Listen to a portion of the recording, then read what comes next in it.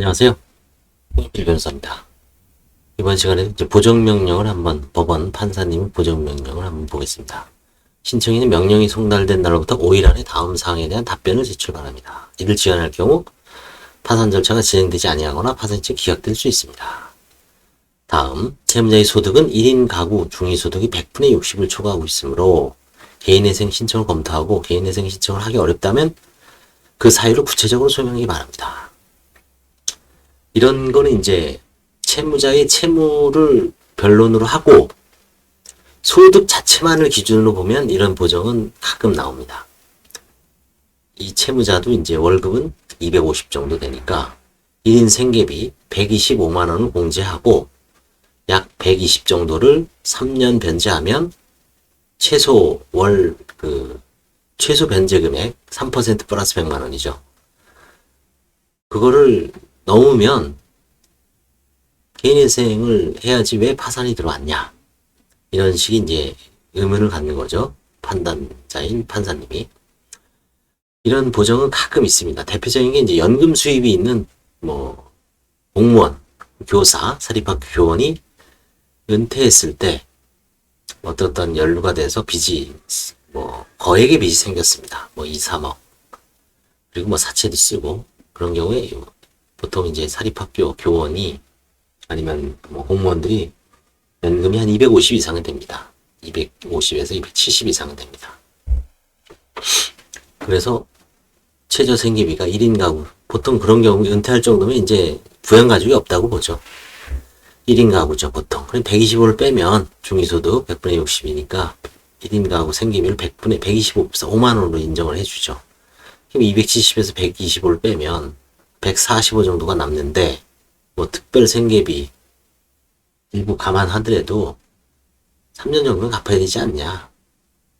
자, 근데 이제 그런데 그런 걸 모르고 파산을 신청한 건 아니죠, 사실은.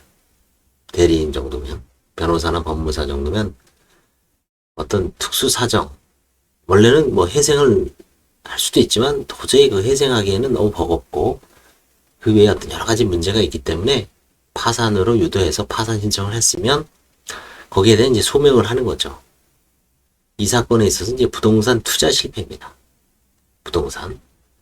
그래서 그 부동산의 어떤 가치를 유지하기가 불가능한 상황 같아요. 흔히 말하면 이제 바가지 쓴 거죠. 3년 동안 오피스텔 아니면 호텔, 레지던스, 그 다음에 집일 수도 있고 이런 부동산을 보통 이제 상가나 오피스텔 같은 경우는 3, 4년 전에 중도금 무이자, 잔금, 계약금 10%만 내고 중도금 무이자로 자기네들이 내다가 대납해주다가 시행사가 3년 지나서 이제 건물이 완공되고 3년 정도 지나면 잔금을 내고 부동산 소유권을 넘겨받으면 깔끔하게 마무리되는데 대부분 이게 이제 실거주 목적이 아니면 실제 자기가 장사를 하려고 사는 게 아니라 투자 목적이죠. 계약금 10%만 3억짜리는 3천만 원만 있으면 잡고 향후에 부동산 상승이 되면 프리미엄 P라 그러죠. P. 프리미엄을 붙여서 차액을 남기는 거죠. 만약에 3천에 내가 분양권을 3억짜리를 샀으면 프리미엄 P가 2천 붙었다. 그러면 5천에 파는 거죠. 그리고 3천만 원은 이제 2천만 원 이득이 되는 거죠. 그럼 그 사람이 이제 중도금 잔금에 대해서 이제 인수해 가는 거죠. 채무를. 이제 부동산 상승기에는 학벌에 상관없이 부동산에 상관없이 기초적인 그쵸? 싼 데서 사서 높은 데 파는 그건 모르는 사람이 없죠. 뭐든 주식도 그렇고 부동산도 그렇고. 항상 상황은 급변하죠. 그쵸? 러시아 우크라이나 전쟁이 터지고 이런 코로나가 터지고 여러 가지 어떤 변수가 생겨서 금리가 치솟고 2배 올랐죠. 모든 그 당시에 어떤 장밋빛이 완전히 망한 겁니다. 그러다 보니까 최근에 전부 그런 상담이 많이 들어오죠. 부동산. 진짜 많습니다. 대부분 보면 파산 아니면 회생으로 갈 수밖에 없어요. 사실은 답이 없습니다. 이렇게 너무 욕심을 부려갖고 안 했으면 모를까 한 분들은 뭐 상황에 따라서 어떤 거는 파산, 어떤 거는 회생 이렇게 쫙쫙쫙쫙 나눠주는데 간혹 이런 경우가 있죠. 파산 소득이 한 250, 300 되면 파산을 해야 돼, 아니 개인회생을 해야 될 것 같은데 당신이 왜 파산이 들어왔어? 결국은 뭐냐면 청산 가치를 보장하기가 불가능한 상황이 생깁니다. 부동산 값이 폭락을 하거나 부동산을 도저히 어떻게 매도할 수 없어서 프리미엄도 안 붙고 경매로 넘어가면 당연히 이제 2, 3년 정도 지난 다음에 홀값이 됩니다. 그 전까지 채무자의 어떤 생활은 망가지고 청산가치 보장이 안 됩니다, 사실은. 왜냐하면 법원에서는 청산가치를 시가를 반영을 하라고 합니다만 실제 시장에서는 어림도 없는 얘기죠. 그러다 보니까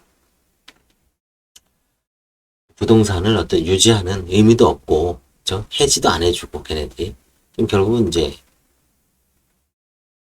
파산을 신청해서 미행 쌍무계약 해지를 해서 강제로 떼어버려야 되죠. 그래서 일거에 그냥 면책시키고 새 출발하도록 다 그런 건 아니지만 뭐 상황에 따라서 물론 형식적으로 회생을 신청할 수도 있어요. 뭐 채무가 2년 내에 2, 3년 내에 확정되는 거 뭐 대리인이 알 바가 아니죠. 그렇죠? 그냥 짜주면 되죠. 그냥 기계적으로 그냥 짜주면 됩니다. 월급 얼마예요? 250? 오케이. 마이너스 125. 125만원 내겠다. 3년. 부동산은. 뭐, 그냥 뭐, 2억 5천 하니까, 아니, 3억 하니까, 3억 청산가치 반영하고, 그 채무 다 넣고, 그쵸? 미확정 채무를 넣어야죠. 언제 확정될지 모르죠. 그냥 가만히, 일단 미확정이면은, 나는 해지 권한이 없죠. 부동산.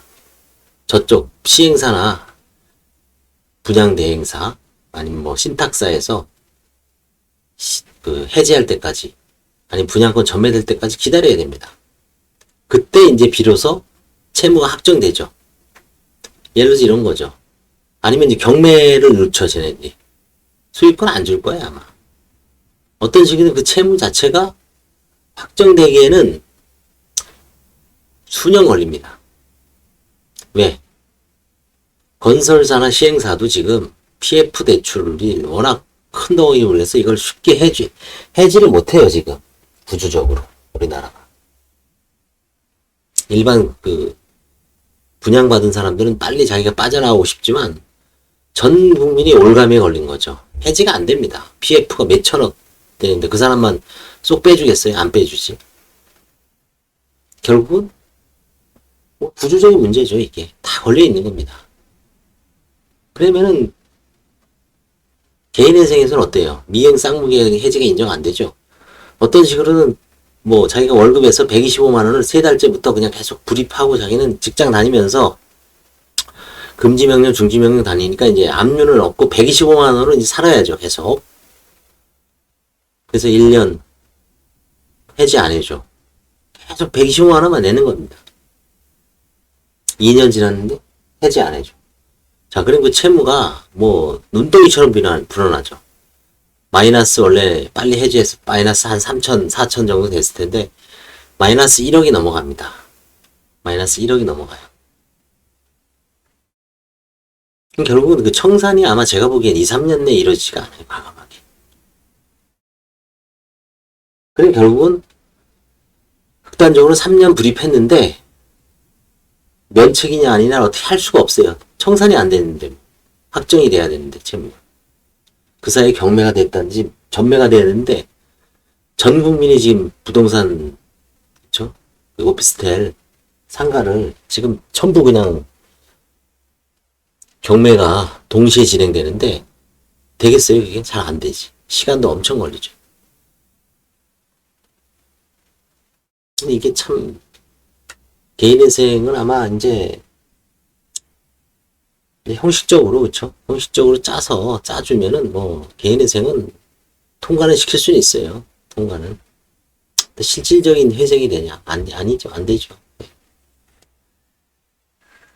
지금 하여튼 심각합니다. 이게. 이런 부동산 오피스텔 뭐 해서 그 당시에 상당히 저금리 시절에 고분양이죠. 막 5억짜리를 막 10억에 분양할 수도 있죠. 금리가 낮으니까. 나중에 올리기만 해라. 그쵸? 근데 10억이 아니라 이제 7억, 8억으로 떨어지고 나중에 몇 년 지나면 5억으로 떨어질 수도 있어요. 결국 망하는 거죠, 다.